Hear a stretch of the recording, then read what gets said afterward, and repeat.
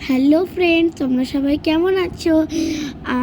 আগের পার্টে তোমরা দেখেছিলে যে আমরা রানীক্ষেতের উদ্দেশ্যে বেরিয়ে পড়েছি।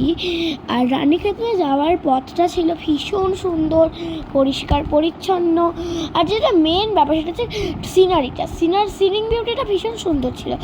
আমরা রেইনি সিজনে গেছিলাম ঠিকই, কিন্তু আমরা কোনো জায়গাতেই কোনো বৃষ্টি টিষ্টি পাইনি, আর যার জন্য সিনিং বিউটিটা খুবই সুন্দর লাগছিল। আর আমরা রাস্তার মাঝে একটা জায়গায় দাঁড়িয়েছিলাম, মানে নর্মাল একটা রাস্তার মধ্যে।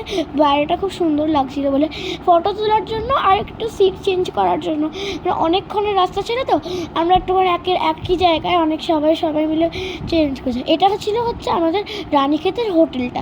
রানীক্ষেতে কিন্তু আমাদের হোটেলের রুফটপ রেস্টুরেন্ট ছিল। রেস্টুরেন্টটা ছিল একটু ঘরের মতো, আর তার বাইরে প্লাস্টিকের টেবিল চেয়ার পাতা ছিল।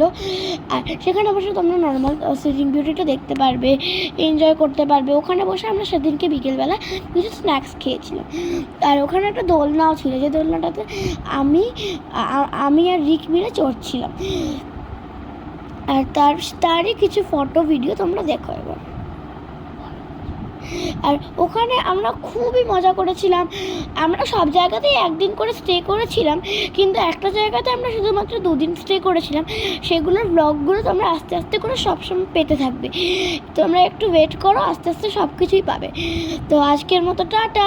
আমার নেক্সট পার্টটা দেখতে হলে তোমাদের চোখ রাখতে হবে আমার নেক্সট পার্টে। এখনকার মতো বাই বাই।